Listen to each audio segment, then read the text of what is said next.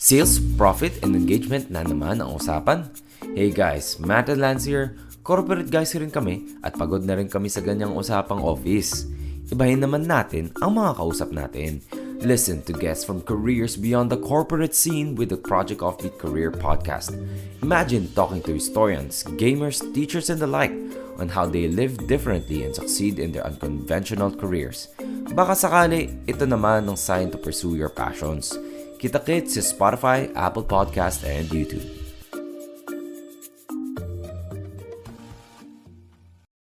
If you like this episode, please rate the podcast 5 stars, 6 and take it home. This podcast is a member of Bunk Collective.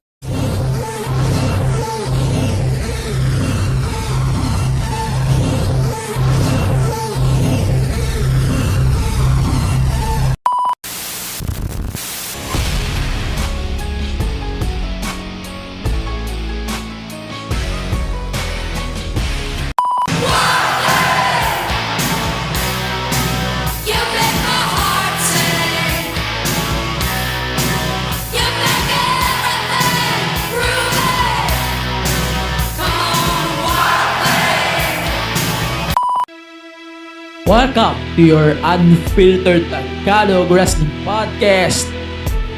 And this is the MTV Show Podcast, a wrestling podcast.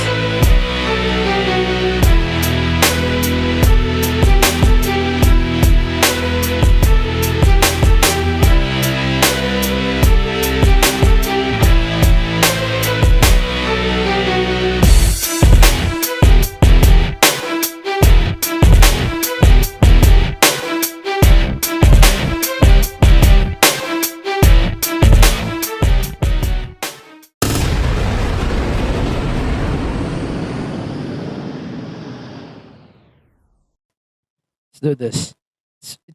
It's Friday. You know what that means. Welcome to your unfiltered Tagalog Wrestling Podcast. This is the MTV Show Podcast, a wrestling podcast. Okay, so we're here doing this thing again. This is one of the last episodes of the year. And we're going to start big for the month of December 2022. And this is the countdown to 2023 as well for us here on the podcast. Before that, we're going to start in a big way. We're going to talk about the Disney Plus announcement that we have a few days ago. We're going to talk about, of course, Survivor Series WarGames and the disaster happened on Disney Plus. And basically, we're going to talk about a lot of things on this week's episode of the podcast. So I'm not going to do my strict here today because I'm not in the mood to do it. So yeah, the first thing guys, I want to thank everyone who is listening to the podcast and yung mga nandyan sa Spotify Wrapped, whoever they are or whoever they is, I hope you guys are safe. And for everyone who is listening, supporting the podcast since 2020, and now we're on our third year on the podcast. We're on the road to our third year here on the show. I want to thank everyone who is listening on Spotify, of course, since that's our main platform now. So ayun, Spotify, I hope you all are listening to the podcast. And everyone on the Philippine Wrestling Podcast scene, I want to thank everyone who is listening to me, and especially to all of the Bunk Collective podcasts here in our team. No? So yun lang naman. Let's start with the big one before we go to our War Games thoughts. No? Let's start with this. November 30, morning, I got this message from WWE, and here's what we got for the future of our WWE network. This is very important to everyone who is watching WWE network since 2016. Yep, 2016. I said 2016 because that was the first date of our WWE network here in the Philippines. So, here's a statement that I'm going to read right now. I got the PR now. And take note, this is from WWE, not mine. And this is their statement about the Disney Plus thing go full effect starting January 2023. Based on the statement, I'm going to read the statement right now. Bear with me. We are excited to announce an extended collaboration with Disney Plus, under which a wide selection of WWE Network content, including all of the premium live events, will be available on Disney Plus across the Philippines beginning today, November 30th. What does this mean for you? WWE Network will continue to be available until the end of your current billing cycle. After that, it will not renew, and WWE Network content will be accessible in the Philippines on our Disney Plus. If your subscription is managed through an Apple subscription, you must cancel through an Apple before your next billing cycle. Access to the WWE Network will no longer be available from Apple starting January 9, 2023. If you're already a Disney Plus subscriber, you can simply use your existing app subscription to access and enjoy all of the WWE content, including the upcoming Royal Rumble on January 29, 2023, Philippine time. If you are not yet subscribed to the app, visit disneyplus.com to subscribe today. Thank you for continuing to be a WWE fan and happy viewing.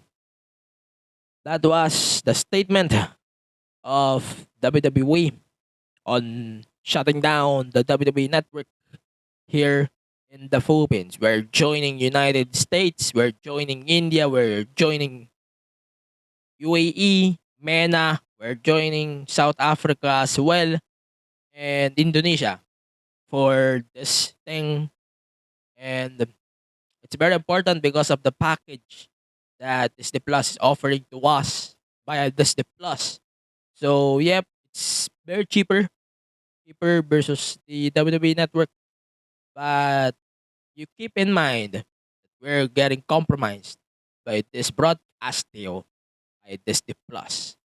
And yes, this cheaper, but you're getting less versus the WWE network when it's standalone. No? Mamaya in here in the podcast, we're going to discuss the ups and downs I observed on Disney Plus from their Survivor Series War Games broadcast. And I can say, people, that's a disaster. Let's start with the premium live event first. So let's start with the men's war games. We got the men's war games here, okay? First thing, Sami Zayn turning on on Kevin Owens. Hindi ko mapigil, sorry.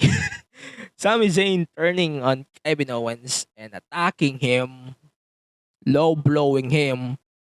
Ito yung parang turning point of the storyline between two of them.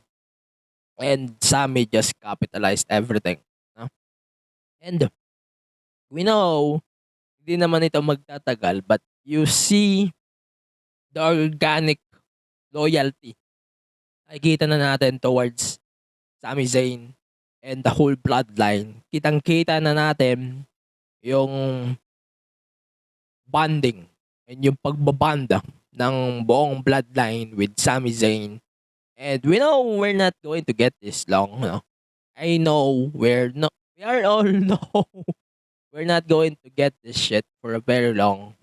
But we're getting entertained by this Sami Zayn storyline, and I'm sure we're getting entertained by this story. Match regardless, that was great. That was okay lang for me. Because yung Women's War Games, yun ang mas okay sa akin towards the Carnage. Let's face it. I'm saying this right now, Women's War Games, mas okay siya when we're going to talk about the Carnage of the match. Let's go to the Women's War Games now. So, Becky Lynch made her return on SmackDown 1 day ago before that. And she got the victory on Damage Control team thanks to her. And I can say it's okay for me. It makes sense. Becky is one of the most over wrestlers in WWE right now. She took a break of absence because of her injury. Di naman tumagal. And now she's part of the Women's War Games. And she got the victory. I'm glad to see Becky back. Becky is definitely one of the MVPs here on the matchup. And it's so nice to see Nikki Cross as well on the opposite side. Man, that was so very Nikki Cross. And like what I said on my review on this Drunken Midnights, I think this is definitely better than the men's war games when we're going to talk about the Carnage. No? Medyo dikit naman sila. So pagkukumpara natin men's and women's war games, dikit yun eh. Pero pag-uusapan natin yung Carnage to Carnage, I'm gonna go with the women's war games because mas malakas yung naging Carnage ng women's war games over the men's. Pero storytelling, the men's war games definitely wins when it comes to the storytelling, no? Yung storytelling na binigay nito, yung continuity binigay nitong story na to nila Sami Zayn, Roman Reigns, and the Bloodline, it definitely makes sense and it adds layers and layers to their Bloodline storyline.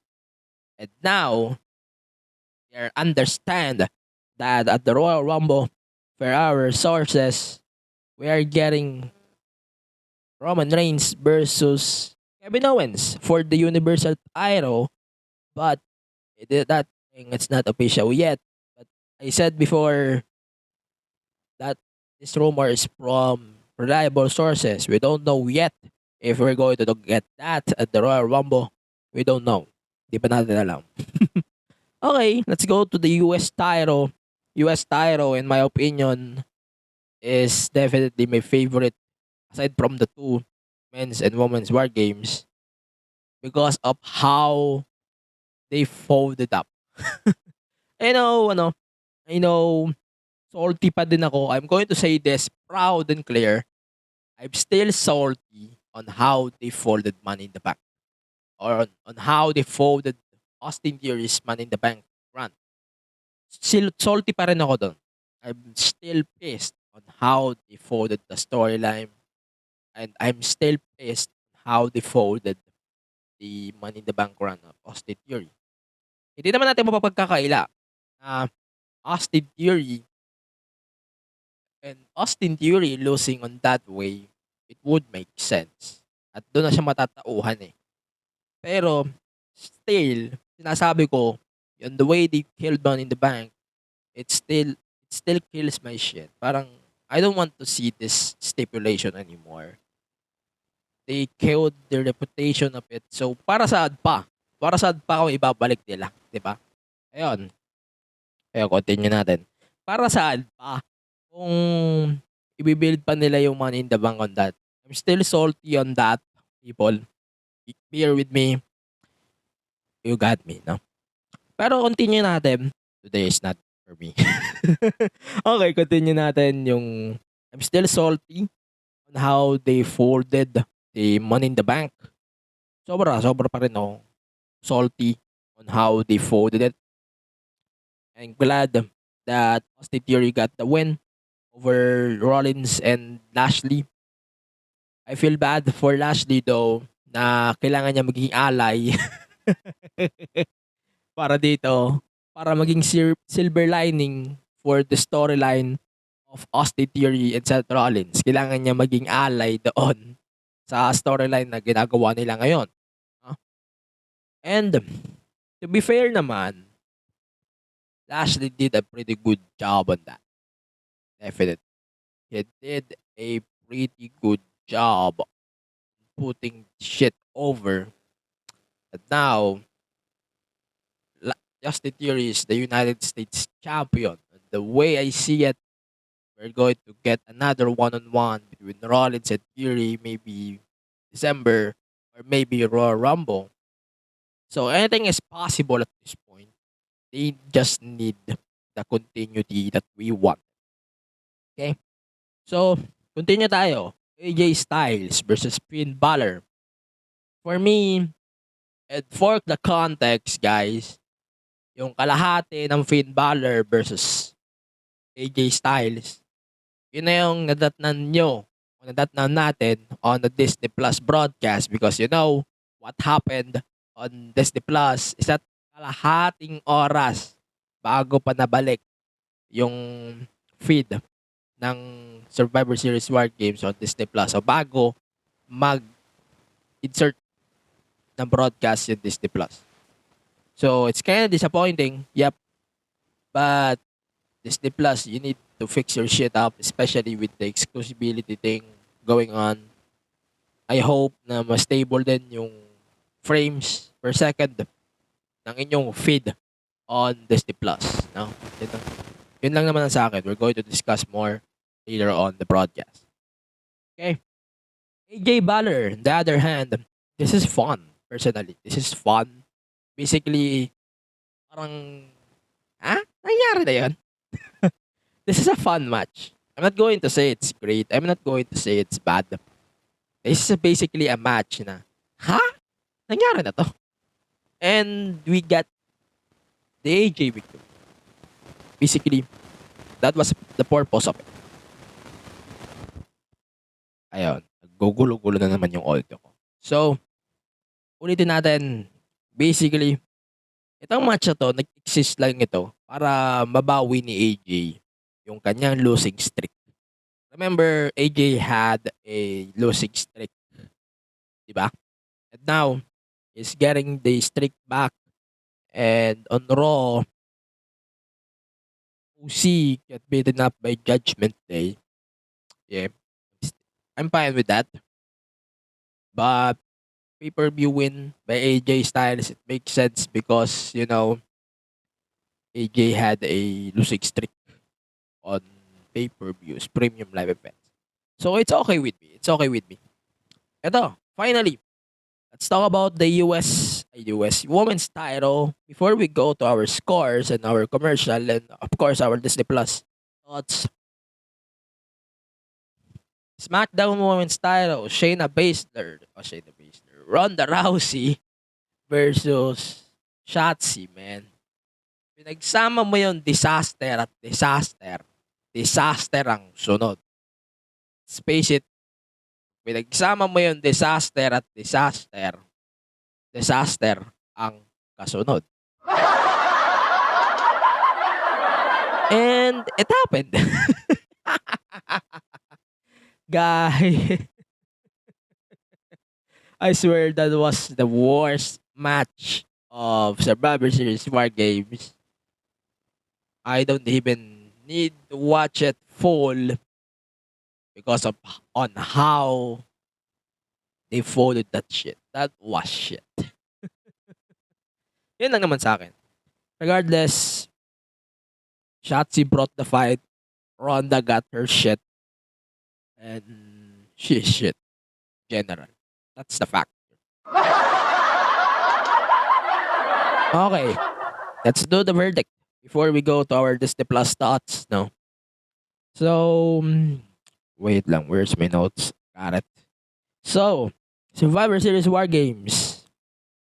The Women's WarGames is 4-5 AJ Styles, Finn Balor. 3-5. The Women's title, di ko na ni-rate. US is 4. The Men's WarGames is 4.5 over 5.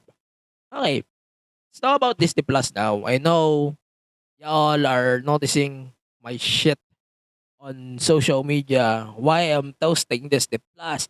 Bakit sobrang better mo sa Disney Plus? Why are you toasting Disney Plus? Huh? Come on, people. We are paying for that shit. Okay? I know that's the first time that they air programs on Disney Plus, but they need to understand. They need to suit up their game. For fuck's sake. Okay, let's address this bullshit. Naiintindihan ko this is their first time hearing the events. I hope din na ito mangyari by the time of the Royal Rumble. Merong nag-aamok sa wall ko o sa DM ko one time about na bakit daw nagko-complain din Nagko-complain kung sino man tong tangang to. Nagko-complain siya sa wall ko o sa DM ko. Bakit daw walang Tagalog sa Disney Plus despite of people behind it promoting it with Tagalog commentary. And Disney Plus addressed this thing na hindi naman mai-air ng Disney Plus yung Tagalog commentary because the only thing that they have for that time was English, no? And I don't understand this guy's anger. Hindi ko maintindihan kung bakit galit na galit siya kina Stancy. Ayan, nag-name drop na ako. Hindi ko maintindihan yung galit na to kina Stancy. Buti nga di umabot kay Carlo Pamintuan yung galit nito eh.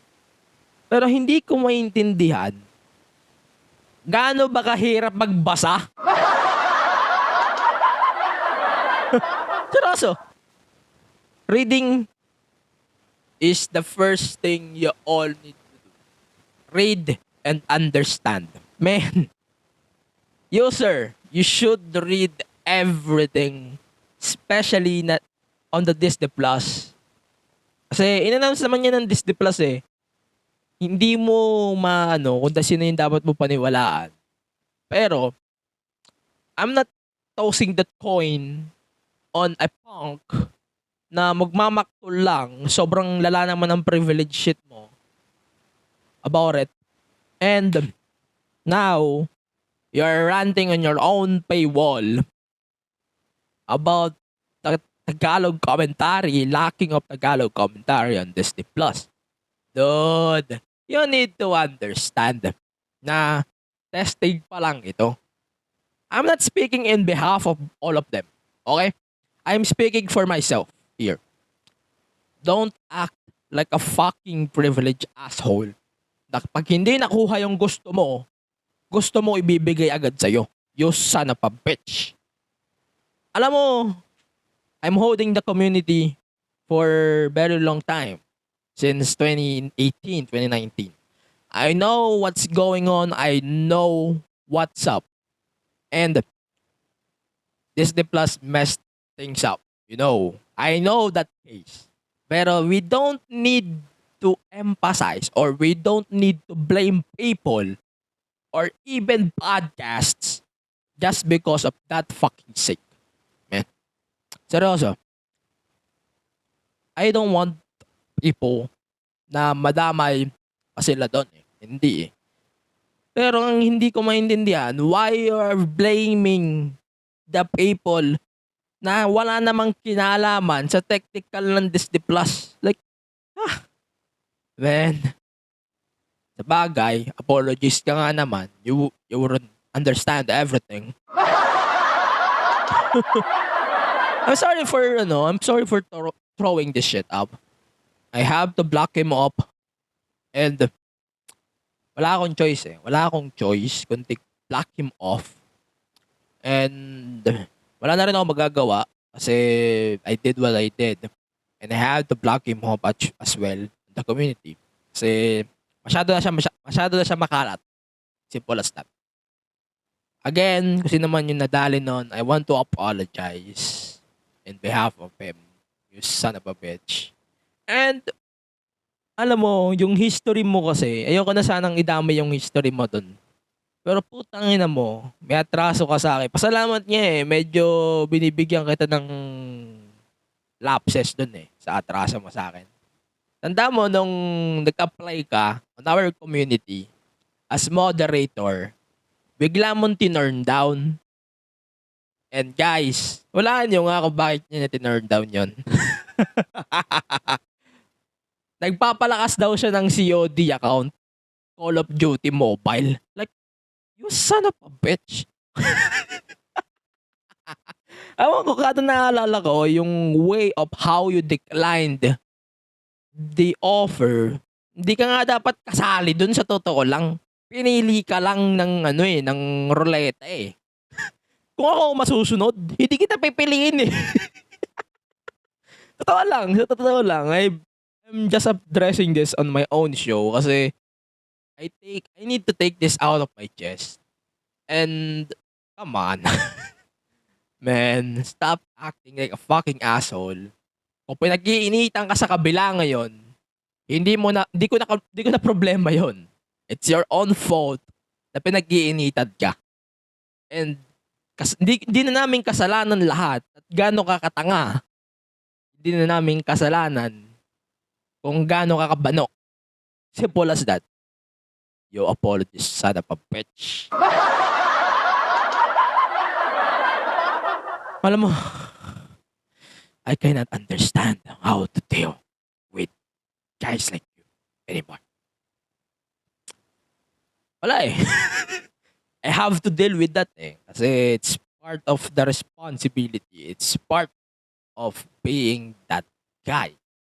No? Again, I'm pissed. So, yun lang naman sa akin. I'm going to give my thoughts na lang Disney Plus before we go to our first commercial. Disney Plus, I hope na on time na kayo mag-drop. O sana naman mag-open na kayo ng stream on time just ahead of the Royal Rumble. And I hope the library will be available, of course, on Disney Plus. Umaasa ako na may old archive shows and premium live events. Umaasa din ako na may NXT Deadline sa Disney Plus. Kasi one of the most important events in NXT history, we need NXT Deadline on our shores by Disney Plus as well. Kasi, the broadcast is still on the WWE Network and Disney Plus Hotstar Indonesia is not airing NXT pay-per-view since then. I don't know what's wrong with Disney Plus. I don't know what's wrong with this. So, if i-close nyo ang WWE Network, paano natin mapapanood yung mga WWE NXT Premium Live Events kung ila-lockdown nyo na yung WWE Network? Asking pro Fred. Paano namin mapapanood yun on the WWE Network? If ila-lock nyo yung WWE Network. I don't know. I'm just being upset here, man. There's a lot of thoughts here. And also, I hope na i-update sana ni Disney Plus yon na they need na maging consistent when it comes to the frame rate. Tangina yung premium live event, yung Royal Rumble, it's only 30 frames per second. I think 25 pa nga yun. Sobrang baba. Man, we're paying on the WWE Network because of the smoothness of the WWE Network. And of course, the library. I hope by the time of the Royal Rumble, Disney Plus won't mess up. Or the closure maybe of the Disney Plus. I hope of the WWE Network in favor of Disney Plus. I hope Disney Plus won't mess up. And good luck. Good luck. Yan lang naman masasabi ko. I don't want them to close their shit. I just want them to be better platform. Sana magkaroon na rin ng dedicated channel yung Disney Plus sa WWE, yung kagaya ng pinaggagawa nila sa mga feature nila, yung Disney Plus, yung Disney, Marvel, ganyan. I said it a lot of times. I wish they're going to do that on WWE. Kasi sobrang kalat ng Disney Plus app. As in, sobrang kalat nun. And I wish they can have an update on that really, really soon. No? Yun lang naman sa akin. At least for me, hindi ako nagko-complain for for bad thing. Hindi ako magko-complain for that. I'm just complaining for the good since we're paying din eh. Nagbabayad tayo for the better. We're not paying para lang magagawan, para lang maganto. And as a payer or as a subscriber, we want to be or we want our subscriptions better. And lang naman sa akin, wala akong problema kung English lang ang in-air sa Disney Plus. Wala akong problema kung walang Tagalog. Ang concern dapat natin dito, bakit ganon katagal ang inabot ng broadcast sa Disney Plus. Ayan, sige na. We're going to talk about a lot of things on the podcast when we come back on our first commercial break. But for now, let's check our bunkmates here on Bunk Collective. Hey everyone, this is Mo Twister, and you're listening to the Kingdom Podcast with the voice DJ Yuki. That was the OG, Mo Twister, promoting this podcast. If you like Korean pop culture, or know someone who does, then get into it, and visit our Facebook, Twitter and Instagram pages at the Kingdom Pod PH. We're proud to tell you that this is one of the premier shows to go to for your weekly dose of K-pop. So drop everything and listen to the Kingdom Podcast. Available in all your podcast streaming platforms. Join us! Get in, loser. We're going shopping. I can't. I'm sick. Weh, yung tataa. Boo, you whore. Di-lockdown pa rin. Huh? 2021 na. So, anong gagawin natin? Eh di, magstay na lang sa house at makinig sa Cha-Astrology, the podcast. With new episodes every Tuesday on Spotify, Apple Podcasts, and Google Podcasts. Ayan. So, welcome back to the podcast. Ayan. So, at least a little bit better now. wala na ako. Di na gaano ako magra-rant dito. It's gonna be a rundown of what happened on this week's SmackDown. And, of course, weekly shows. Okay, we discussed Becky Lynch and I'm not going to discuss that again.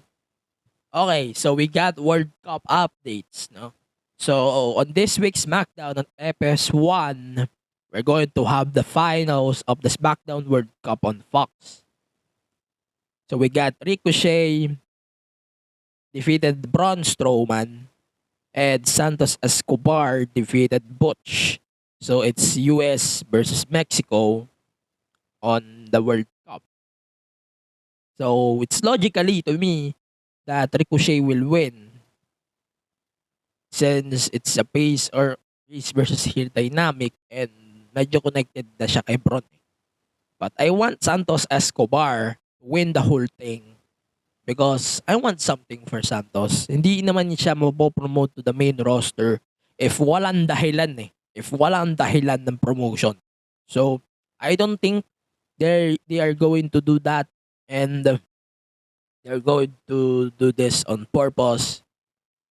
This is just shit if ever na gagaguhin na naman nila si Santos on the main roster. Ayan. Yun lang naman. So, also on SmackDown, Sarah Logan is now Valhalla. Yes, they explained this on SmackDown na Sarah Logan is now Valhalla. Yep. Hindi siya sobrang tawag dito, reklamo. Unlike Minchen kay Mia Yim. Kasi they debuted Mia Yim as Mia Yim. So, at least dito kay Valhalla, we get the explanation. It makes sense, no? And it's all good to me. For me, it makes sense na ganito yung maging name change niya and it fits on her character anyway. Yep. Then, okay, let's go to Raw now. We got a bunch of matches. Fallout of Survivor Series WarGames. So, Becky Lynch will be feuding with Damage Control and So far, she massacred all of the members of Damage Control. Wala mga problema doon. As so far, they're just building up the whole thing. Bianca doesn't have challengers right now, but I hope Rhea Ripley will challenge her for the title eventually. Then, ayun. So, we got an 8 mixed tag match. The OC versus Judgment Day. Okay, so Judgment Day got the win since AJ won the Survivor Series match, and it's kinda understandable to me. Maganda sana kung dito nila ginawa yung ano, no, yung elimination match. Maganda rin sana kung may elimination match, kaso kulang pala. Maganda sana dito kung dito nila ginawa yung traditional na Survivor Series elimination match na mixed tag. Maganda yun, maganda sana yun. Sayang yun, nawala din sa vision ko nung nakaraan. Maganda sana to kung gano'n yung ginawa nila. Okay, so we got a bloodline celebration. Sami Zayn, noticeable on the ring announcers na hindi na siya tinatawag na honorary Uce. He is now a part of the bloodline now. And they did a celebration without Roman Reigns. Probably tomorrow on SmackDown, they're going to do with Roman. No? Okay, it's all good naman to me. And basically, they set up the main event. Kevin Owens versus Jey Uso. Mamaya pag-usapan natin. Okay, so we got a bunch of matches pa na gustong-gusto ko. We got Street Profits versus Alpha Academy. That was a fun match indeed. Then The Miz versus Dexter Lumis. So, Dexter Lumis is now part of the roster and she got a ton of money. He gave it to some members of the crowd. $100 yun. Sana all be $100.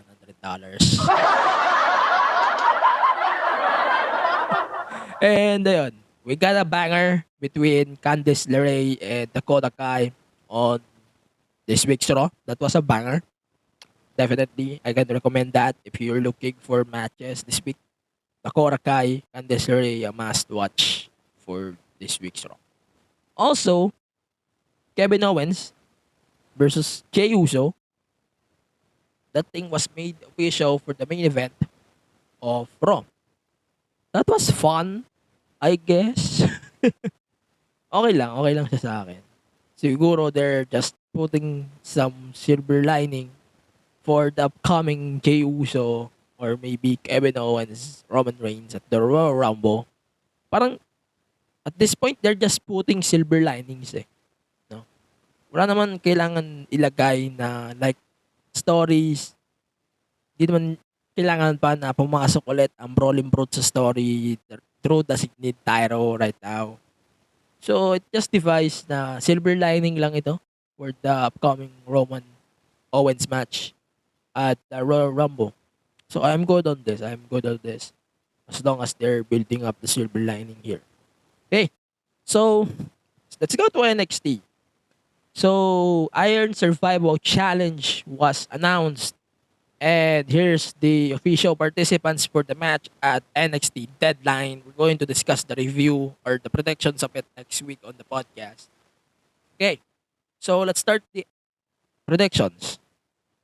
I have predictions. Let's start with the reveal of the participants. It's Carmelo Hayes, Grayson Waller, JD McDonough, Joe Gacy. There's a fifth slot paglalabanan nila next week between Von Wagner, Chase Owens, Andre Chase, and Axiom. No, that was really good on paper. Then on the women's side, we got Cora Jade, Roxanne Perez, Zoe Stark, Kiana James, and on the fifth slot, paglalabanan nito nila Indy Hartwell, Wendy Chu, and Fallon Henley. It's gonna be a fun match regardless on that stuff. Let's talk about some SmackDown or NXT updates. Roxanne Perez defeated Indy Hartwell. They noted on the commentary that Roxanne Perez will join the fray. Okay? That was a fun match, at least for me. And we're getting the silver lining here now. na Roxanne Perez will challenge Mandy Rose for the title in the near future.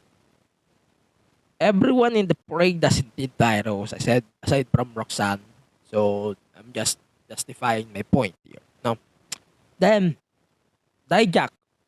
Dijak made his debut in NXT. You know why they didn't use the Dominic Dijakovic? It's because of Dominic Mysterio. Everyone at this point, they should know that. And basically, they're setting up Indusher versus the Creed brothers for NXT Deadline. And yeah, that was a interesting feud for me. They're building this for weeks. And I hope we can get a really good outcome for the match we're getting at NXT Deadline. And finally, the main event of this week's NXT, that was a 6-woman tag, Toxic Attraction versus 2KC and the team of Nikita Lyons as well. Uh, I can say Nikita is still mid. She needs more silver lining. She needs to feud with Zoe Stark muna, yung isa pang mid. Ayun, so she needs more silver lining at this point. I hope na mag-improve pa sila parehas. And wala naman kailangan ma-main roster sa kanila. Ayun, so yun lang naman for me. At least for me, yun lang. For NXT. Let's go on to Dynamite now. So we got John Moxley and Hangman brawling throughout the show. And we don't know and we don't get the silver lining of this. Hindi pa nga na-official yung match. Probably next week. I hope na they need to official this next week on Dynamite. I know this is part of John Moxley's frustrations on William Regal. But yeah, okay. Then ayun, we got a really good match between Bryan Danielson and Dax Harwood. Man, that was so good. Hindi siya yung sobrang pay-per-view type shit na laging hinahype ng mga AEW Galaxy. Ayun, so AR Fox announced, or TK announced that AR Fox is now All Elite. And ayun, from the way we write the logic, AR Fox is now part of AEW Dark. Hindi, joke lang. Ayun. Oh boy. Ayun. I need to fix that every time. Ayun. So AR Fox is now All Elite. Oh boy, today is not for me indeed. Okay, so MJF attacked William Regal during his segment on Dynamite. And according to PW Insider, this is a write-off for William Regal since Regal is near of his contract and mag-expire na yung contract niya by December or January nga.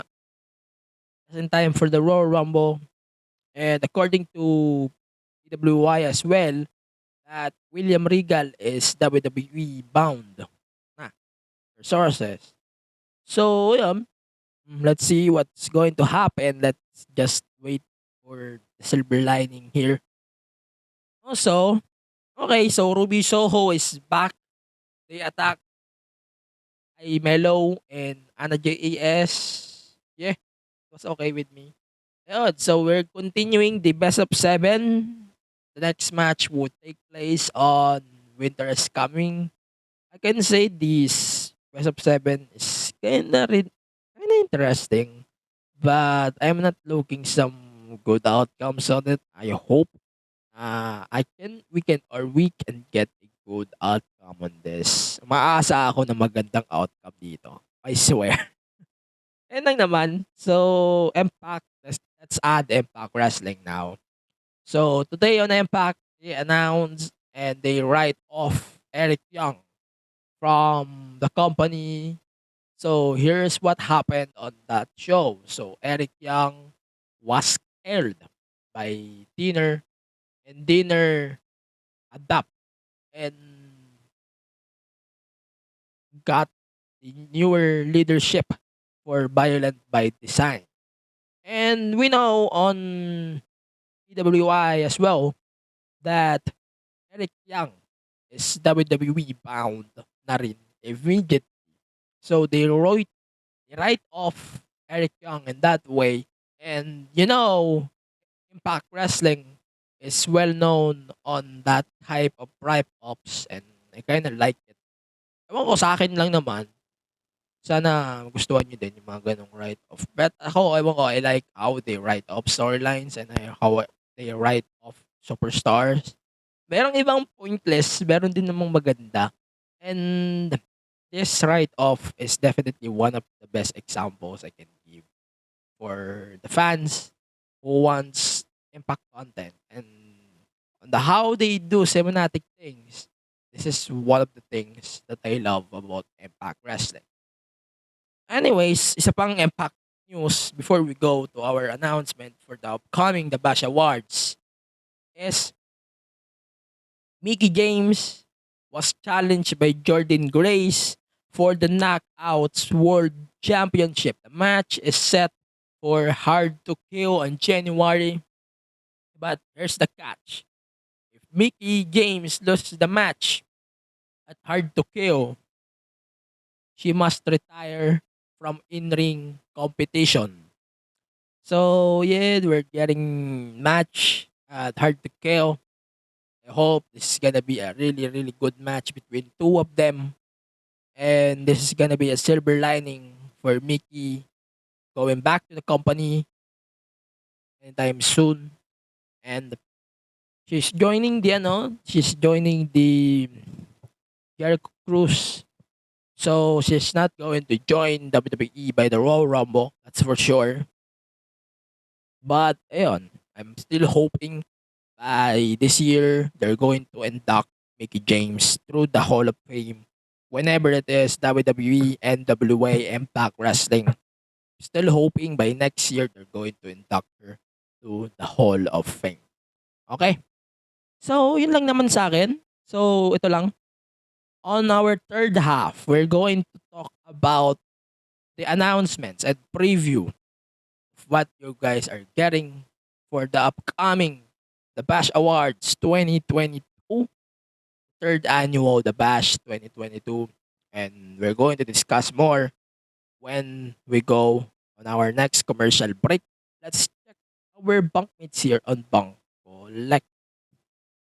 Picture this. Two guys talking about true crime, weird mysteries, horror stories, but the conversation is light and mostly funny. And sometimes naughty.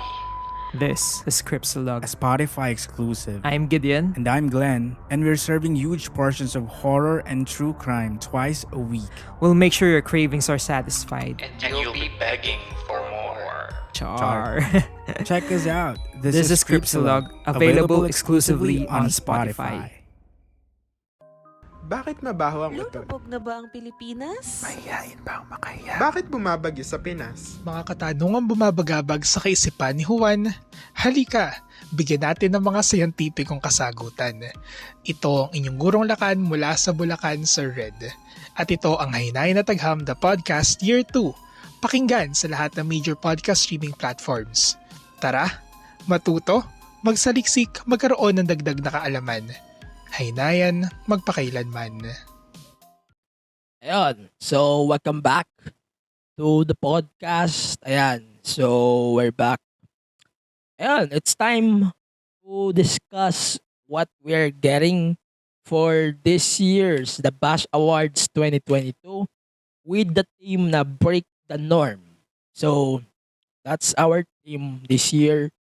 We are breaking the norm of the Bash Awards. Okay, so bakit nga ba break the norm? We're breaking the norm because we are breaking the tradition na November pa lang nag-announce na tayo ng mga nakaraang taon. Ngayon, December 2 tayo nag-announce. Today is December 2 and I'm going to release this same as December 2. So we announced some stuff earlier this week about the upcoming The Bash Awards. And now, we're going to announce the categories that will be included on our Bash Awards 2022. And we still have the People's Choice, no? I-open natin yung poll by Sunday. We're going to have the People's Choice Awards pa din. Pero I called it People's Choice na lang para medyo ano. Okay. So, this is what we're going to have on the Bash Awards 2022. We have the overall Wrestler of the Year. This thing will be based on the Wrestler of the Year choices that we are going to do across 4 companies, and then 4 of them yun ang pagpipilian for the final of the Bash Awards. Actually, pwede ko na nga siguro i-declare kung sino yung 4 as far as I know. Basta ipa-final ko siya by the end of Sunday. Basta malalaman nyo by Sunday kung sino yung mga participants for that. Wrestler of the Year will be across 4 companies: WWE, AEW, New Japan, and Impact Wrestling. The Woman of the Year, ganun din, that's the same case. And we're going to have the 4 format as well from WWE, New Stardom in this case, New Japan, Bushiroad, yun din naman. And AEW, Impact Wrestling. Tag Team of the Year, pinag-isa na natin. Stable of the Year, ganun din, pinag-isa na natin. And yung Episode of the Year, we're going to reveal here on the podcast. And we're going to reveal that on the D-Day, which is December 16, 2022. Ayan. So, People's Choice. Ito yung People's Choice natin. We have the following. PH Wrestler of the Year. The Wrestler of the Year will be across 3 companies: MWF, FEW, and World Underground Wrestling. Match of the Year. It will be based on our tournament na nangyari, na postpone, na change plans. And now we're going to reveal it all on our polls this Sunday. Moment of the Year. Finalize ko pa yon. And same as the worst moment of the year, fina-finalize natin yon. The Bank Debut of the Year, ito, fina-finalize ko na yung ano dito. Basta ito, open blank ito. You guys have the right to write one name na sa tingin nyo ay nag-pop o na-shock kayo during 2022. Made their debuts on their specific companies. So, why there's a bank branding here? For Yuki, especially for Yuki asking this. So, if you're listening on the podcast, I'm always referring this thing when I transferred over here on Bank Collective as the paradigm shift. I know, guys, Dean Ambrose, John Moxley's appearance from AEW noong Double or Nothing 2019 will always be my favorite debut from AEW. So that's why I used that as reference. And I'm calling my debut here on Bank Collective as Paradigm Shift. And that's why I choose to include Bank Collective or Bank name on this debut and return of the year. The return naman, it's very obvious kung sino yung sino yung mananalo dito. Hindi ko na kailangan sabihin pa dito sa podcast. No? Basta yan. We have also Weekly Show of the Year, Worst Weekly Show of the Year, same as the last year. The Company of the Year, the Gimmick of the Year, the Worst Gimmick of the Year, of course, open blank pa rin ito. Most Underrated Gimmick, and most Overrated Gimmick. Most Overrated Wrestler and Most Underrated Wrestler ito. So, NXT Special, kung yun, yung mga pay-per-views, premium live events, and yung specials na in-air nila on USA or Sci-Fi, whatever. Library of the Year. I decided to put 5. Marami tayong i-reveal on Sunday. And pay-per-view of the year. It's gonna be across all of the companies, so it's gonna be a long list for pay-per-view of the year, man. Ito, so we have the guidelines now. So, the guidelines is this. The polls will start on Sunday, whatever it is, hindi ko pa alam yung time, until December 13, 2022, 11:59 p.m. The poll is open for all listeners of the podcast. Kailangan natin i-verify kung ikaw ba ay listener ng podcast o hindi. Kung nakikisagot ka lang sa poll ko, wag ka lang magsagot ng poll, okay lang yun naman. Hindi mo magagets yung iba dyan. Ayun. So, the winners will be revealed on December 16 on our final episode of the year, which is the Bash Awards themed episode. And our return on the podcast will be announced on social media na lang. Siguro January 4 after the Wrestle Kingdom or maybe January 13 after na ng Hard to Kill. So marami tayong malalaman after ng January. I'm going to give you updates anytime and every time. And I'm going to give you more updates on that and the upcoming days. Yun lang naman. So, picks of the week, let's go. So, wrestler of the year, we got Sami Zayn. The wrestler of the week for the woman is Becky Lynch. And the match of the week is men's WarGames match. So, I hope you guys are enjoying the holiday season. I know, marami pang stock dito sa Mama 2022. I hope y'all are happy that I've won the Song of the Year, man. That was so good. Okay. So, ayun. Dito na tayo sa podcast. All of the podcasts on all of the social media platforms, Facebook, Twitter, Instagram, Twitch, and on TikTok at the MTG Show Pod. Please subscribe on our on our YouTube channel. YouTube.com/the MTG Show Pod. You can now donate and support the podcast. Ganknow.com/the MT Show Pod. As long as $1 a month, you can access our subscriber-only content. And of course, pay-per-views, announcements for our subscribers. Plus, you can join our discussions and more to come soon. For more podcasts, of course, visit Bank Collective. On their website, thebankph.com, you can support the collective on Facebook, Twitter, Instagram, TikTok at the Bank PH. Join our Discord server as well for Bank Collective for more wrestling discussions and the rest of our bunkmates. dsc.gg/the Bank PH. Of course, the podcast is available on Spotify, Apple Podcasts, Google Podcasts, and the rest of the podcast platforms and on the podcast app. You can visit all of our links on our linktr.ee/the MTG Show Podcast. You can subscribe or you can follow me on social media at EG Pinera. Also, please support our bunkmate Stick for our episode of War Games review.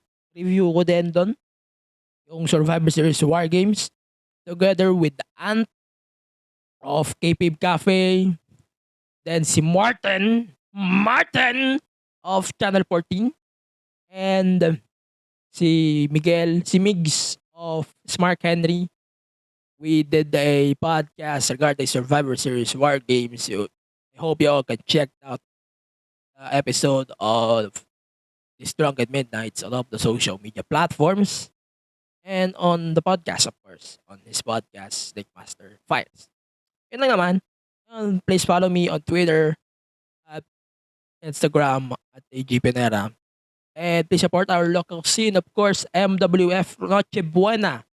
It's coming on December 11, 2022 with a main event, Fabio Makisig challenging Jake De Leon Manila Rules match for the MWF Championship. Visit their website, mwfmanilawrestling.com, and please support them on ganknow.com/Manila Wrestling Fed. Yun lang naman sa atin here on the pod. Just a reminder, walang SmackDown tomorrow on One Sports. Please support our friends from One Championship as well. We're going to have One Fight Night 5 on the morning and 164 on the evening. Catch off the One Championship programming on One Sports and on One Sports Plus. In behalf of DJ Yuki, our producer here on the podcast of the MD Show podcast, in cooperation of the Punk Collective, this is the MD Show podcast in cooperation of the Punk Collective. And we're out. See you on the next episode. Stay safe, stay wrestle. We're out. Bye-bye.